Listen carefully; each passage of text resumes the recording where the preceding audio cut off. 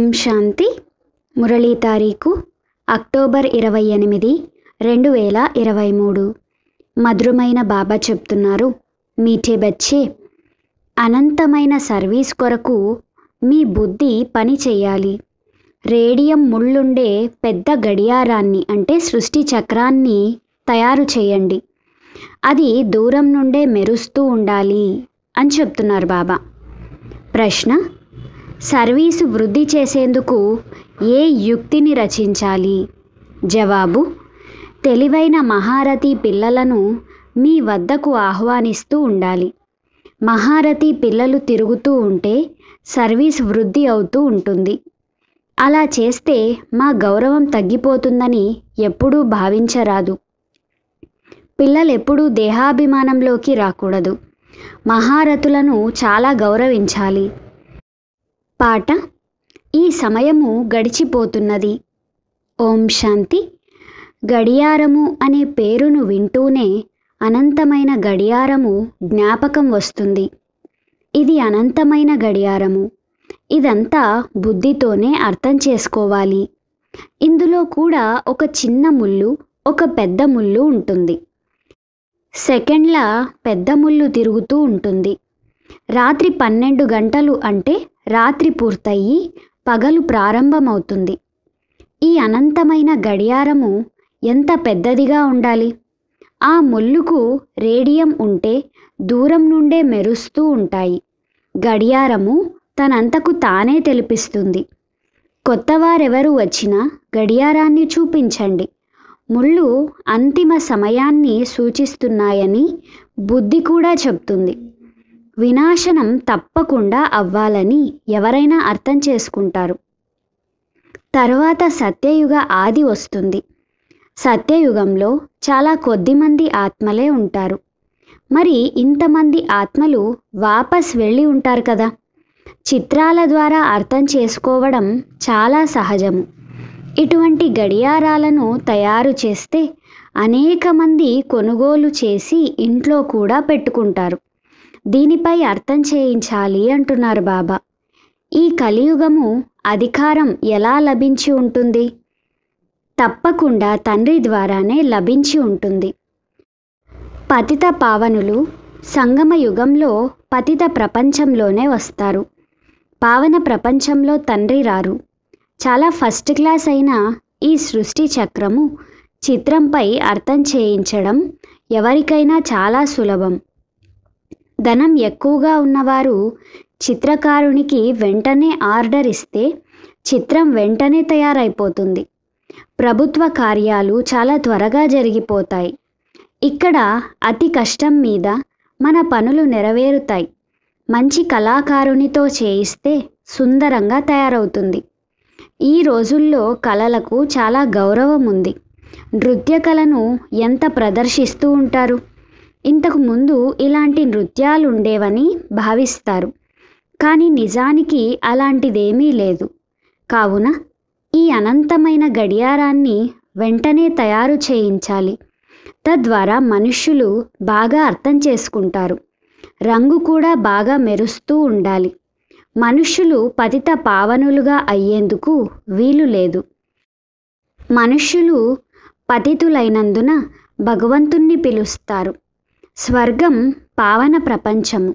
కృష్ణుడే శ్యామంగా మరియు సుందరంగా తయారవుతారని, అందుకే వారిని శ్యామ సుందరుడని అంటారని మనుషులకు తెలియదు.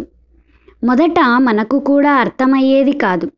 తప్పకుండా ఆత్మ కామచితిపై కూర్చొని నల్లగా లేక పతితంగా అవుతుందని ఇప్పుడు బుద్ధిలో ఉంది.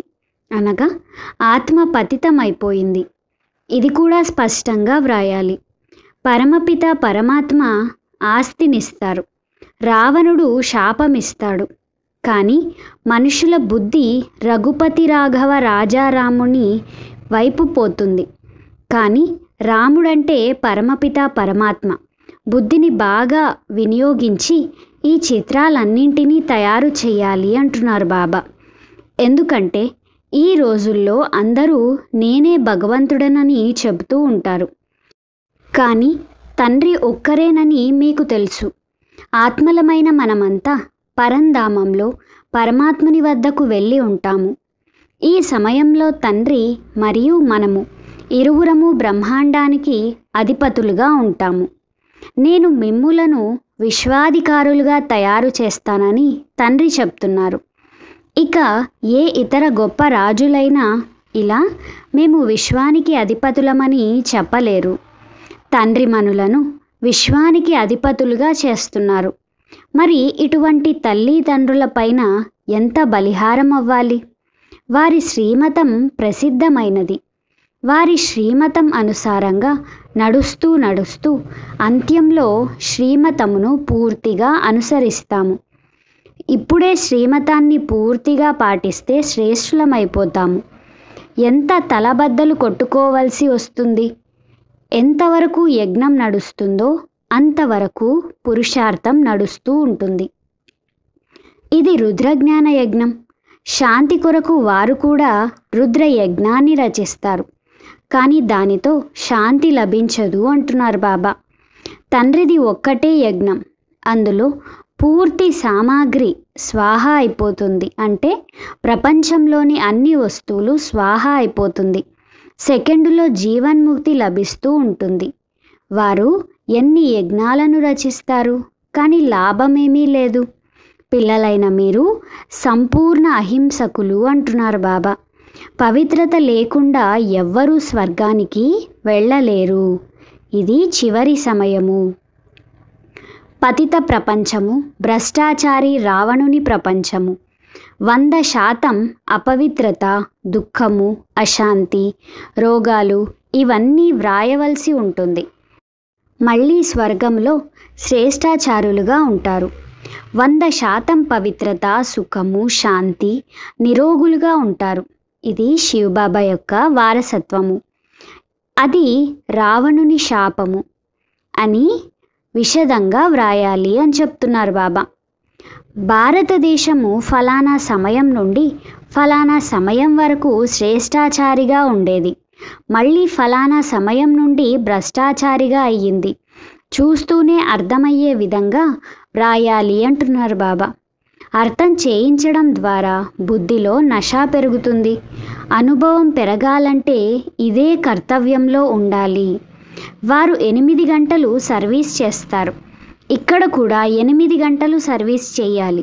సేవా కేంద్రాలలో పిల్లలు ఎవరైతే ఉంటారో వారు కూడా నంబర్ వారుగా ఉంటారు. కొంతమందికి సర్వీస్ చేయాలనే అభిరుచి చాలా ఉంటుంది. అన్ని చోట్లకు పరిగెడుతూ ఉంటారు. కొంతమంది అయితే ఒకే స్థలంలో విశ్రాంతిగా కూర్చుంటారు. వారిని ఆల్రౌండర్ అని అనరు. మహారథులను పూర్తిగా అర్థం చేసుకుంటే సేవ కూడా చల్లబడిపోతుంది. చాలామందికి స్వయాన్ని గురించిన అహంకారము చాలా ఉంటుంది. మాకు గౌరవం లభించాలి, ఇతరులు ఎవరైనా వచ్చారంటే మా గౌరవం తగ్గిపోతుందని భావిస్తారు. మహారథులు సహాయం చేస్తారని అర్థం చేసుకోరు. అహంకారంతో ఉంటారు. ఇటువంటి బుద్ధిహీనులు కూడా ఉన్నారు. సత్యమైన మనసుకే ప్రభువు రాజీ అవుతారని తండ్రి చెప్తున్నారు.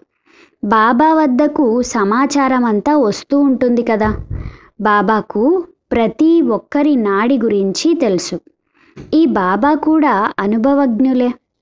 కనుక ఈ సృష్టి చక్ర వివరణ చాలా బాగుంది. ఈ వివరణ వెలువడితే విహంగ మార్గంలో మంచి సేవ జరుగుతుంది అంటున్నారు బాబా. ఇప్పుడు చీమ మార్గం వంటి సర్వీస్ జరుగుతోంది. ఇప్పుడు దేహాభిమానంలో ఉన్నారు కనుక బుద్ధి పని చెయ్యదు. ఇప్పుడు ఇది విహంగ మార్గపు సేవ. ఏమేమి తయారు చేయాలని సేవాదారి పిల్లల బుద్ధి నడుస్తూ ఉంటుంది. చిత్రాలను చూపించి అర్థం చేయించడం చాలా సహజం. ఇప్పుడు ఇది కలియుగం. మళ్ళీ సత్యయుగ స్థాపన అవుతుంది. తండ్రియే అందరినీ వాపస్ తీసుకెళ్తారు. అక్కడ సుఖం ఉంటుంది, ఇక్కడ దుఃఖం ఉంది. అందరూ పతితులుగానే ఉన్నారు. పతిత మనుష్యులెవ్వరికీ ముక్తి జీవన్ముక్తులను ఇవ్వలేరు.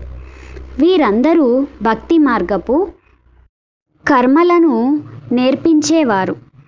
గురువులందరూ భక్తి మార్గపు గురువులే. జ్ఞాన మార్గపు గురువులు ఎవ్వరూ లేరు. ఇక్కడైతే ఎంత శ్రమ చేయాల్సి ఉంటుంది. భారతదేశాన్ని స్వర్గంగా చెయ్యాలంటే ఇంద్రజాలమే కదా. అందుకే వారిని జాదూగార్ అని అంటారు. కృష్ణుణ్ణి ఎప్పుడూ ఇంద్రజాలికుడని అనరు. కృష్ణుణ్ణి కూడా శ్యామము నుండి సుందరంగా తయారు చేయువారు ఆ తండ్రియే. అర్థం చేయించేందుకు చాలా నష ఉండాలి అని చెప్తున్నారు బాబా. వెలుపలకి అంటే మధుబన్ నుండి సేవా కేంద్రాలకు వెళ్ళాలి. పేదవారే బాగా అర్థం చేసుకోగలరు. ధనవంతులకు నమ్మకం తక్కువగా ఉంటుంది. 100 మంది పేదవారుంటే ఒక్కరో ఇద్దరో ధనవంతులు, 5 నుండి 7 మంది సాధారణమైన వారు వెలువడతారు. ఇలాగే పని నడుస్తూ ఉంటుంది. ధనం ఆవశ్యకత అంతగా ఉండదు. ప్రభుత్వాన్ని చూడండి, ఎన్ని తుపాకీ గుండ్లను తయారు చేసింది. దీని ద్వారా మనము వినాశనమవుతామని, వినాశనం అయిపోతుందని ఇరువురికి అర్థమవుతుంది. మేము వినాశనం అవుతామని కూడా తెలుసు.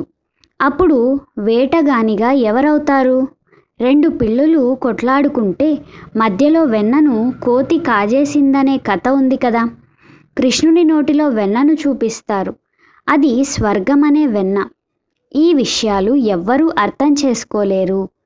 20 నుండి 25 సంవత్సరాల నుండి ఇక్కడ ఉన్నవారు కూడా అర్థం చేసుకోరు. బాబా బట్టి తయారయ్యింది.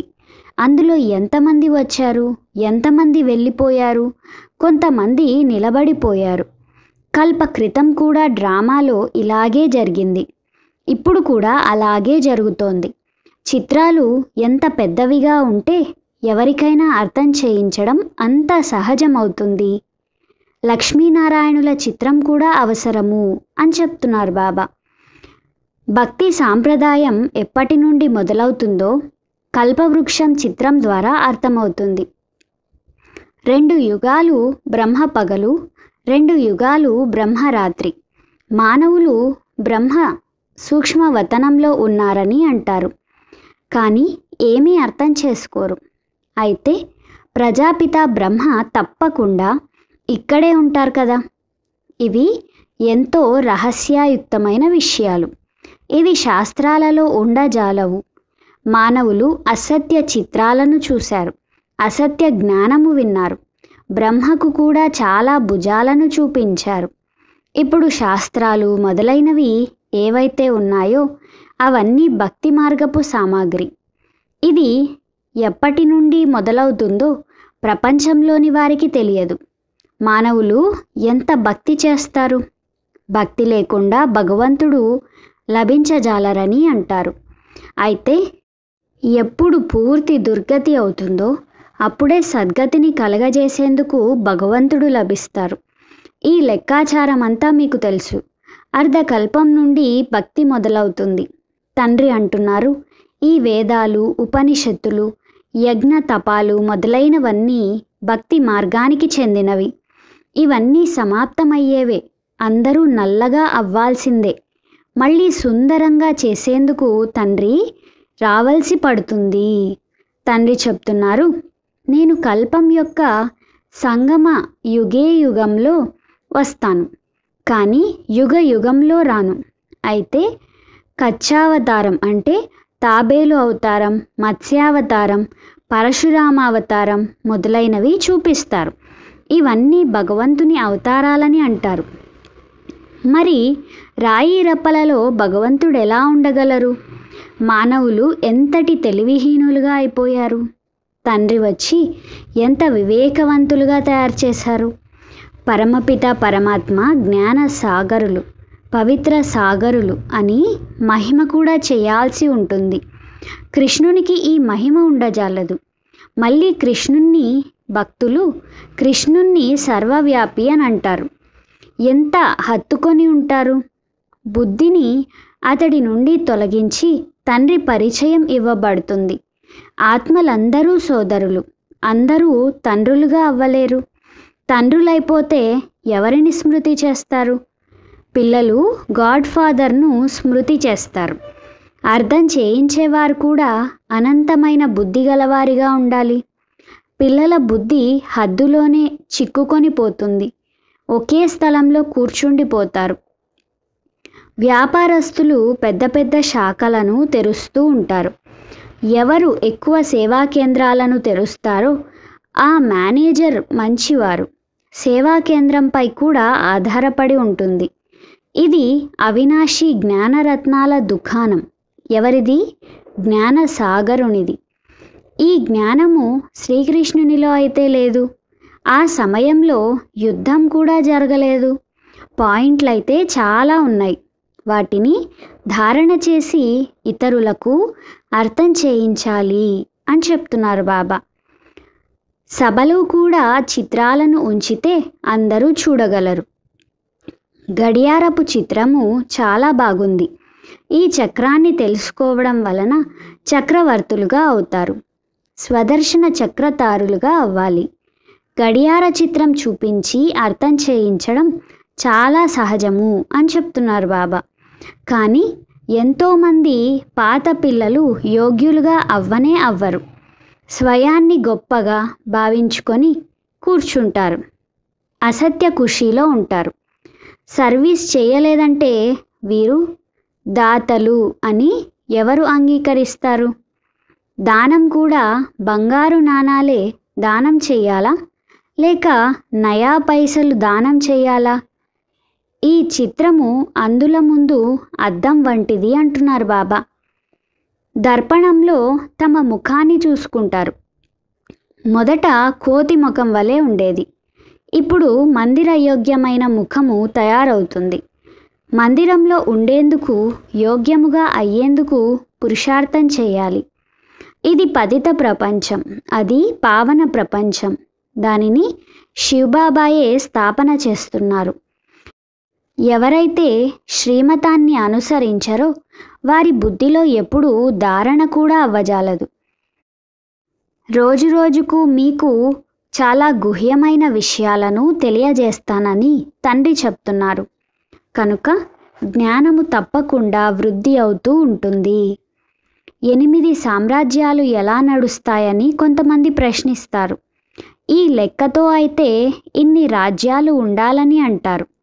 మీరు ఈ మాటలలో ఎందుకు చిక్కుకుంటారని తండ్రి అంటున్నారు. మొదట తండ్రిని, వారి వారసత్వాన్ని స్మృతి చెయ్యండి. అక్కడి పద్ధతులు, ఆచారాలు ఎలా ఉంటాయో అవి అక్కడ జరుగుతాయి.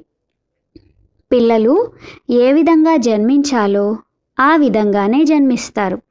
మీరు వీటిలోకి ఎందుకు వెళ్తారు? వికారాల విషయాలను నోటిపై ఎందుకు తీసుకొస్తారు? ఈ చిత్రాన్ని ఎవరికైనా బహుమతిగా ఇచ్చేందుకు కూడా చాలా బాగుంది. ఏది? సృష్టి చక్ర చిత్రము ఎవరికైనా బహుమతిగా ఇచ్చేందుకు కూడా చాలా బాగుంది అంటున్నారు బాబా. ఇది ఈశ్వరీయ గాడ్ ఫాదర్లీ గిఫ్ట్. ఇటువంటి ఈశ్వరీయ గిఫ్ట్ను తీసుకోకుండా ఎవరుంటారు? క్రైస్తవులు ఇతరుల సాహిత్యము మొదలైనవేవీ తీసుకోరు. వారికి వారి ధర్మపు నశ ఉంటుంది. దేవతా ధర్మము అన్నింటికంటే శ్రేష్టమైందని తండ్రి అంటారు. ఈ క్రైస్తవుల ద్వారా మాకు చాలా ధనం లభిస్తుందని వారు భావిస్తారు. కానీ ఇవి జ్ఞాన విషయాలు. ఎవరైతే ఈ జ్ఞానాన్ని తీసుకుంటారో వారే తండ్రి నుండి వారసత్వం పొందుతారు. అచ్చా, మధురాతి మధురమైన అపురూపమైన పిల్లలకు మాతాపిత బాప్దాదాల ప్రియ స్మృతులు మరియు గుడ్ మార్నింగ్. ఆత్మిక పిల్లలకు ఆత్మిక తండ్రి నమస్తే. हम रूहानी बच्चों की रूहानी माता पिता बाप दादा को याद प्यार गुड मॉर्निंग और नमस्ते नमस्ते नमस्ते. ధారణ కొరకు ముఖ్య సారము. మొదటి పాయింట్, విశ్వానికి అధిపతులుగా చేసే తల్లిదండ్రులకు హృదయమును అర్పించాలి. వారి శ్రీమతమును బాగా అనుసరిస్తూ శ్రేష్టంగా అవ్వాలి. 2, మీ హృదయాన్ని సదా సత్యంగా ఉంచుకోవాలి. అహంకారం ఉండరాదు. బంగారు నాణేలను దానం చేయాలి. జ్ఞాన దానం చేయడంలో మహారథులుగా అవ్వాలి. 8 గంటలు ఈశ్వరీయ సేవ తప్పకుండా చేయాలి అని చెప్తున్నారు బాబా. వరదానము, సర్వ ప్రాప్తుల అనుభూతి ద్వారా మాయకు వీడ్కోలు ఇచ్చి అభినందనలు పొందే భాగ్యశాలి ఆత్మాభవ. వివరణ: సర్వశక్తివంతుడైన తండ్రి ఎవరికైతే సహచరునిగా ఉంటారో వారికి సదా సర్వ ప్రాప్తులు ఉంటాయి. వారి ముందుకు ఎప్పుడూ ఏ విధమైన మాయ రాలేదు. ప్రాప్తుల అనుభూతిలో ఉండి ఎవరైతే మాయకు వీడ్కోలునిస్తారో వారికి బాప్దాదా ద్వారా ప్రతి అడుగులో అభినందనలు లభిస్తాయి. స్వయం భగవంతుడే ఆత్మలమైన మాకు అభినందనలు ఇస్తారు. సదా ఈ స్మృతిలో ఉండండి. ఏదైతే ఆలోచించను కూడా లేదో అది పొందారు, తండ్రిని పొందారు, సమస్తము పొందారు. ఇటువంటి భాగ్యశాలి ఆత్మలు. స్లోగన్: స్వచింతన మరియు ప్రభు చింతన చెయ్యండి. అప్పుడు వ్యర్థ చింతన స్వతహాగా సమాప్తమైపోతుంది. అచ్చా. ఓం శాంతి.